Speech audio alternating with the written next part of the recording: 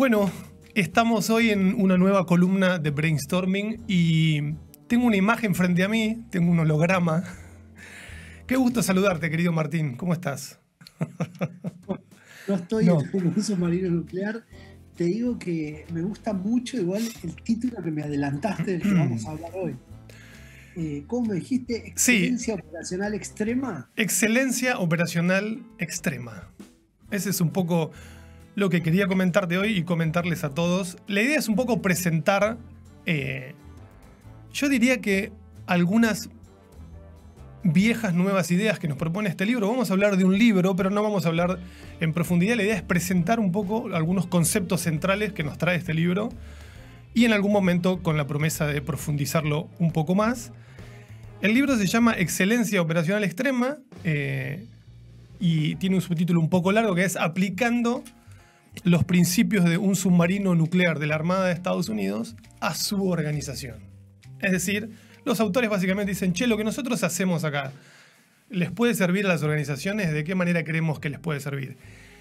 ¿Extremo por qué? Bueno, un poco hoy jocosamente comentábamos, imagínate agarrar una locación de oil and gas con todas las personas operando y con todos los riesgos que eso involucra, meterlos en un submarino y llevarlos a 500 metros de profundidad. Un submarino nuclear, es decir, un submarino impulsado por reactores nucleares que tiene una dimensión de unos 300 metros y que además cuesta $1.000 millones. Con lo cual, ¿por qué es extremo? Podríamos decir, bueno, es extremo porque quien está a cargo de eso y de semejante complejidad tiene que tener un tipo de cultura articulada que garantice que los riesgos, ¿no?, que es lo que busca la cultura ciudadana, es mantenerlos no solo a raya, sino que prácticamente en un nivel de cero tolerancia al error, ¿no? Esto nos mete de lleno en el título de ¿por qué extremo? Extremo por esto, porque si te pasa algo en esa profundidad y con ese nivel de maquinaria, estás en problemas, ¿no?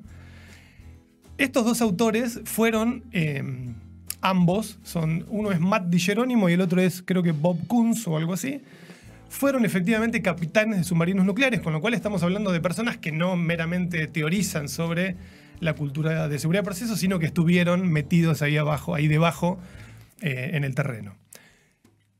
Perdón, vi tu cara como queriendo comentar algo. Ya. No, para nada, no quiero como... He sido tan injustamente acusado de que te interrumpo, que no quiero interrumpirte más, pero bueno, ya que me das el pie voy a hacer algún comentario que tiene que ver con qué atractivo que resulta cuando le pones calificativos como extremo, claro, a temas de comportamiento humano. Porque da la sensación que si lo forzáramos a través de las palabras, el comportamiento humano efectivamente podría volverse extremo. Digamos, claro, ¿no? Como que, ¿y por qué no son todas las culturas extremas? Me nace preguntar. Claro.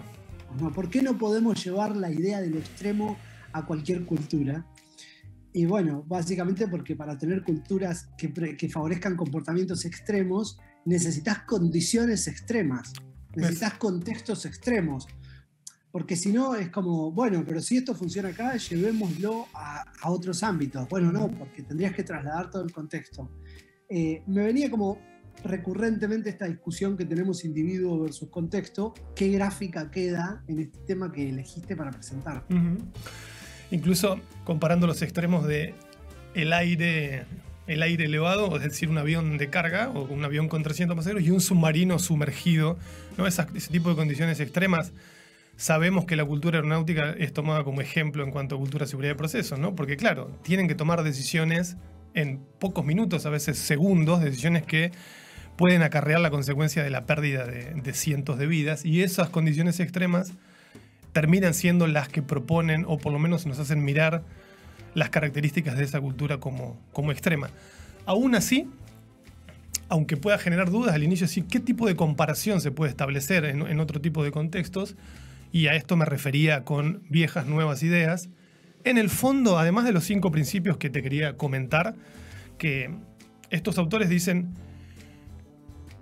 la fortaleza de nuestras operaciones radican en nuestra cultura, ¿no? Esa me pareció como una buena puerta de entrada, decir, che, mira, no están hablando de cierto tipo de conocimiento técnico, sino de que, mira, como coordinamos lo que hacen las personas acá abajo, es lo que hace que nuestra cultura sea tan sólida. Y eso te deja a 1 centímetro de la vieja nueva idea de que el liderazgo senior tiene que implicarse profundamente en estos temas para que la cosa camine, ¿no? El liderazgo senior en un submarino es el capitán, básicamente, o el comandante, ¿no? Sí. Voy a aprovechar que estoy vía Zoom para levantar la mano cuando quiera hablar. Claro, excelente. No tengo el control, pero adelante. Ay, me distraje, que el comentario que te iba a hacer. Qué interesante que esa descripción que acabas de hacer, de que en definitiva cuando lo primero que traen es el comportamiento humano, ¿no? Dicen, no me hablan de cuestiones técnicas, sino que rápidamente se meten en esta cuestión de la cultura, porque el contexto extremo la hace más visible. Uh-huh. Pero en todas las organizaciones ocurre lo mismo, que es el comportamiento humano el que guía la gestión de riesgos. Lo que pasa es que en algunas organizaciones no se hace tan visible porque el desvío se vuelve tolerable, uh-huh, porque el contexto lo tolera, porque vos podés seguir operando en una cultura fundada sobre desvíos. No, te entrega tanta cantidad de falso feedback que te permite seguir operando hasta que tenés el evento, que te saca de escena que la cultura es lo que rige el comportamiento de las personas. Uh-huh. En cambio acá, cuando hacías esta presentación, que escuchaba con mucha atención, de decir, mirá, lo primero que traen en la escena, o lo primero que ponen en manifiesto, es que tenemos una cultura de determinadas características, es porque vuelven visible eso que necesitan hacer visible, y que en otras organizaciones se vuelve tolerable, pero no porque no sea lo que orienta los comportamientos. No sé si se entiende, clarísimo. O un poco confuso para explicarlo. Clarísimo. No, clarísimo. Además, me pareció es muy sólida esta idea de cómo se visibiliza, ¿no? El contexto visibiliza las cosas de otra manera. Y ellos cuentan... Exacto. Gracias por decir en una oración lo que no pude decir en 3 minutos. Bueno, también el contexto visibiliza. Me dejaste el terreno preparado. Ellos aclaran, digamos, si bien recordemos, esto es un resumen muy escueto de lo que es el libro, ellos dicen, de alguna forma, mira, nadie pone un pie, de hecho usan la expresión poner un pie en un submarino nuclear de $1.000 millones sin tener una extremada y cuidadosa preparación en cuanto a conocimientos y prácticas durante meses e incluso años, ¿no? Entonces vos decís ahí, bueno, qué difícil traducirlo a una organización donde están contratando personas de acuerdo a las demandas de los proyectos, y esas personas que a lo mejor pertenecen a otra organización y no controlas su nivel de capacitación, etcétera, etcétera, etcétera. Salvando esa distancia, en el fondo lo que terminan diciendo es nuestros 5 principios sobre los que se basa nuestra cultura. El número 1 es conocimiento y aprendizaje, ¿no? Es decir, mirá, dicen, la organización que no invierte en proporcionar y mejorar el conocimiento de sus operadores se está buscando problemas, ¿no? Ya. ¿Viste esto que tanto hemos hablado? Como el riesgo tiene esta cualidad de ser impersonal y que es el riesgo y va a suceder si no te mantenés dentro de unas condiciones operativas seguras, ¿no? Quien no lo hace, quien no capacite a su gente, quien no insista en respaldar ese tipo de mirada y de toma de decisiones, se está buscando directamente problemas. Y además lo que dice es un conocimiento cuestionado, ¿no? Esto trae varias ideas paradójicas el libro, por eso también me pareció muy interesante. Che, ¿el conocimiento qué es?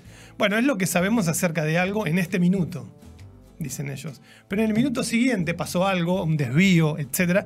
Y ese conocimiento establecido puede ser cuestionado y debe ser cuestionado. Risa incipiente.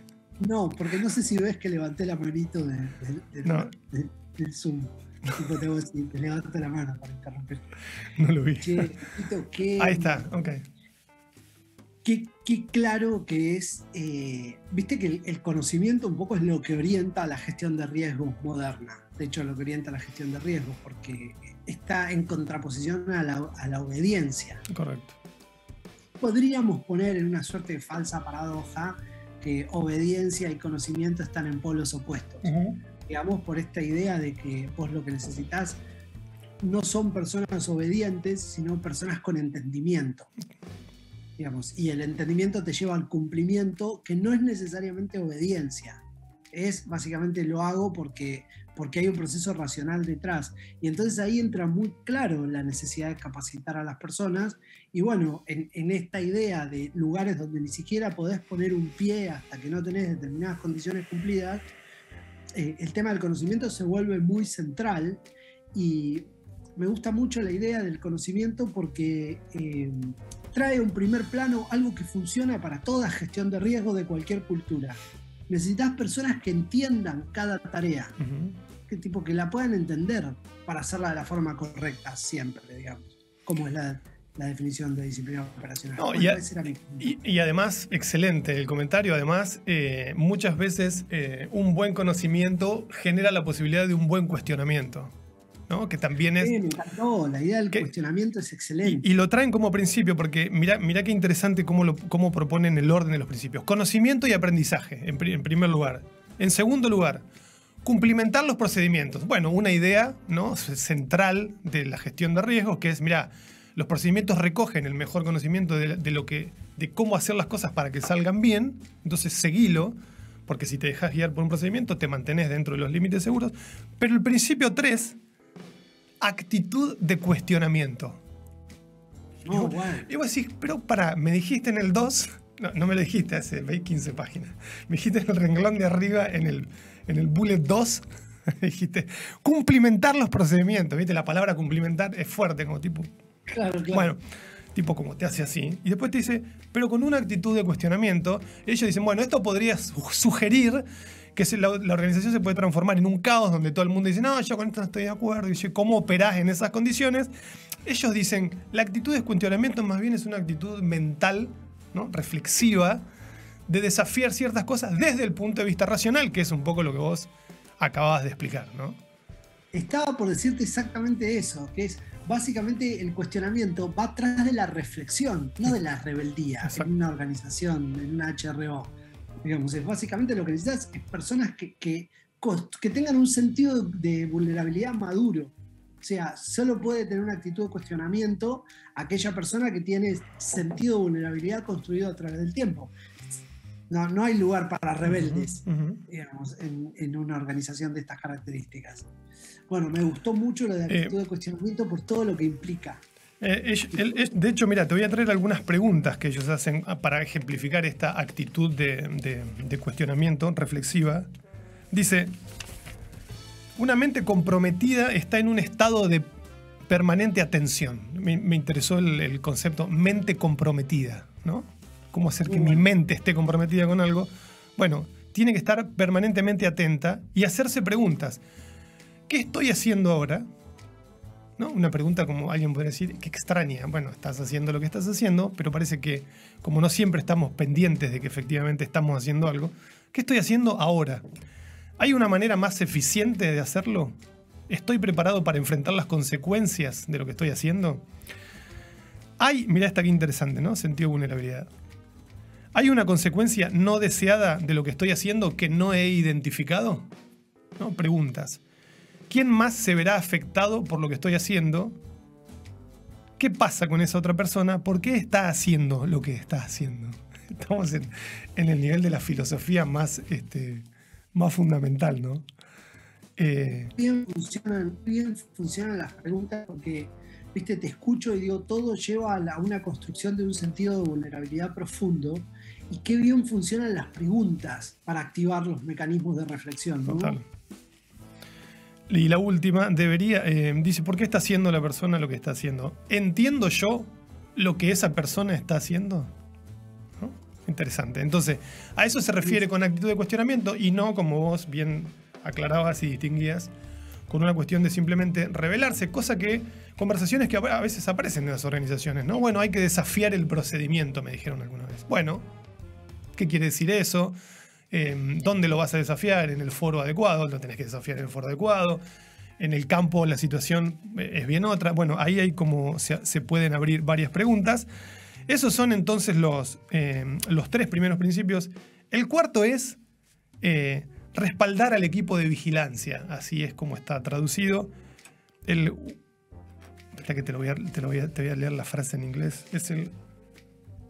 Qué lindo fraseo igual. O sea, en el equipo hay un submarino que mira de hecho, una especie de supervisión, si querés, permanente, de que las cosas estén funcionando como tienen que estar funcionando, con todos los parámetros, indicadores donde tienen que estar. Pero ese equipo tiene que ser respaldado. Ese equipo, si ese equipo dice algo, inmediatamente tiene que ser respaldado con alguna intervención, o sea, con tomar el tema. Y eso, este cuarto principio, estos temas tienen que ser tomados por el liderazgo senior. Dicen muy claramente, la Marina Nuclear de Estados Unidos espera que el liderazgo senior esté al tanto de la mayoría de los temas vinculados con la seguridad. Dicen, muchas veces en las organizaciones pasa que dicen, bueno, le vamos a dar este tema a un comité de mejora continua, por ejemplo, ¿no? Y por ahí desaparece el tema. Quienes tienen que estar lidiando en una organización grande, que bueno, que los escuchen, que miren la presentación, que tomen acciones, etcétera, etcétera. Y muchas veces, lamentablemente, esos temas pueden perderse.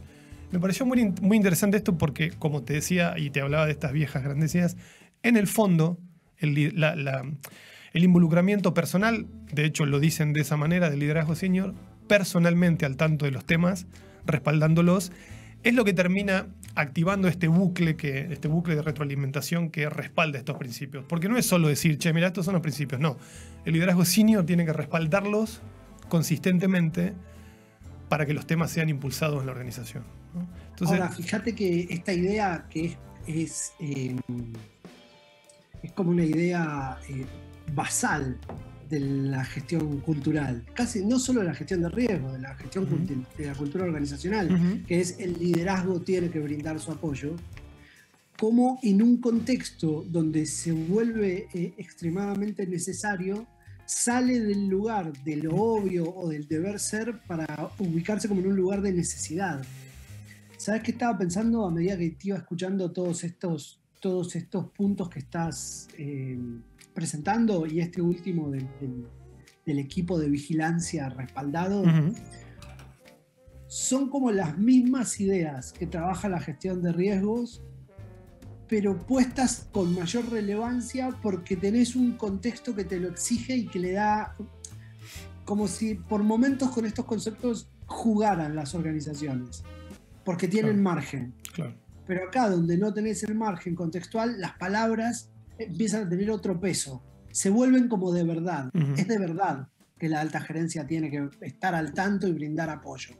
No es un statement, digamos. Y esto, bueno, otra vez, ¿no? La fuerza de un contexto que le da otro sentido a las palabras. Como me encantó lo de vigilancia respaldado. Toma otro peso en este contexto que me estás contando del submarino nuclear, digamos. Sí, lo describen como retroalimentación constante de liderazgo y insisto una vez más en esta palabra porque muchas veces brindar apoyo puede confundirse con, sí, te doy la venia en una reunión, supongamos, ¿no? Le doy la venia al proyecto para que avance. Sin embargo, habla de involucramiento personal. Y eso significa una sola cosa, que la persona entiende, que el líder entendió, ¿no? El otro día leía un comentario interesante sobre alentar malas noticias, ¿no? Que como otro de los principios de estas, vos mencionaste hoy las organizaciones de alta confiabilidad o las HRO en inglés, que es alentar las malas noticias. No solamente tolerarlas, no solamente darles la bienvenida cuando aparecen, sino alentar que alguien venga y te dé una mala noticia y lo ejemplifican con una comunicación, ¿no? Una ejecutiva senior hablando con un reporte diciéndole, me encantó tu informe, está lleno de buenas noticias, pero ahora me gustaría que revises tu informe, que incluyas las malas noticias y me lo vuelvas a enviar. Eso es un ejemplo de un involucramiento personal, decir, che, mirá, todo esto está muy bien, pero además, ¿qué está yendo mal? Por favor, incluílo en el reporte, ¿no? Eso es un líder que madurez, muestra... ¿no? Hay que tener mucha madurez. Exacto, sí. Así que bueno, en el fondo son... El último que me queda por mencionar, que se me estaba pasando por alto, es integridad, que lo definen prácticamente como hacer las cosas correctas aunque nadie nos esté mirando, como lo hemos escuchado muchas veces. Dice nuestra experiencia, mira vos, ¿no? Aún en un contexto como un submarino nuclear, el trabajo con jóvenes marineros inexpertos nos ha hecho entender que tenemos que insistentemente impulsar el tema de la integridad personal, que es, las cosas hay que hacerlas correctas porque son correctas, digamos, y no por ninguna otra consideración, ¿no? Lo que inclina la balanza de lo que hay que hacer está en el racional de lo que hay que hacer y no en el contexto que te permitiría algún tipo de atajo, desvío, etc. Eso te iba a decir, apelan a generar un contexto de voluntades personales sólidas. Muy bueno, ¿eh? Ese es el último, integridad. Y bueno, y después dicen, mira, todo esto, estos 5, es decir, conocimiento y aprendizaje, actitud de cuestionamiento, cumplir los procedimientos, respaldar el equipo de vigilancia e integridad, tienen que entrar en un bucle de retroalimentación porque los 5 están interconectados y el liderazgo senior es el responsable primero y último de que eso suceda, con lo cual el comandante del submarino nuclear, digamos, no puede estar tomando café simplemente al frente de la nave, sino que tiene que estar involucrado personalmente y garantizar que esto suceda. Che, qué lindo fraseo tiene el material. Me dan ganas de profundizarlo como para adquirir inclusive las palabras, para tomar las palabras, porque dan mucho sentido a algunas explicaciones. ¿Cómo se llama el libro? Excelencia Operacional Extrema es el nombre del libro. Extreme Operational Excellence, exactamente así. Excelencia Operacional Extrema, aplicando la cultura de los submarinos nucleares de Estados Unidos a su organización, ¿no? Esto es lo que tratan de hacer ellos, porque dicen, bueno, tenemos fama de que la cultura, la operabilidad de los submarinos es muy, muy segura. Es decir, ¿qué podemos, de todo lo que hemos aprendido, qué podemos trasladarles a las organizaciones? De hecho, los 2 autores trabajan en la industria del petróleo y gas y otras industrias también, tratando de inculcar estos que ellos dicen, han aprendido. También dicen esto es un viaje, ¿no? No olvidemos, dicen, la excelencia operacional no es un lugar en el que estás o al que llegas, sino que continuamente esto tiene que estar siendo revisado. Esto que solemos mencionar de la reflexión permanente, no hay otra salida, es el precio que hay que pagar. Hay que reflexionar permanentemente sobre esto. Entonces toman de alguna manera estas enseñanzas, las ponen en el libro. Es un libro bastante reciente, la fecha de publicación es 2016, es un libro que está en inglés, todavía no está traducido al español. Y lo que te quería comentar, y como con un tono, si querés, jocoso para ir cerrando, es que uno de los coautores del libro, Bob Kunz, tiene un blog y uno de sus artículos, uno de sus últimos artículos, se llama Que la fuerza del cambio cultural te acompañe.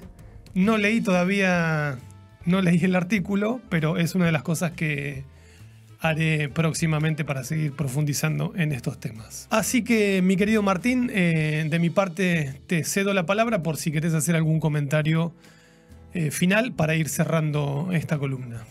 Nada más, me quedan ganas de leer un poco. Dejamos entonces en la caja de comentarios algunos links. Bueno, vamos a dejar los datos del libro y algún link al blog que tiene estos artículos tan interesantes. Me gustó mucho la temática y me diste muchas ganas de leer al respecto. Te mando un abrazo fuerte y espero verte próximamente por acá. Gracias.